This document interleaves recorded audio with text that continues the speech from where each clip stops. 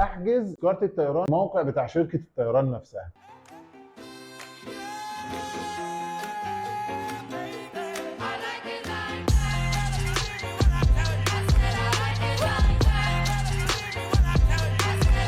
دي اضمن حاجه تقدر تعملها، بس مش برضو زي شركات السياحه، يعني اكثر ضمانا واكثر ان انت تبقى ضامن كل حاجه هي شركات السياحه. امتى احجز من موقع شركه الطيران مباشره؟ برضو لو انا متاكد، لو بدفع كريدت كارد، وعلى فكره في بعض شركات الطيران بتسمح ان هي تدفع عن طريق فوري او فودافون كاش دلوقتي. بس اهم حاجه ان انا هلاقي سعر كويس برضو مقارنه في حجز الانترنت. طيب الترتيب ايه؟ الترتيب اول حاجه شركات السياحه، تاني حاجه ممكن مواقع بتاعت شركه الطيران مباشره، وتالت حاجه مواقع الانترنت رغم السعر رخيص، ولا انك بتشتري حاجه افضل وانت ضامنها.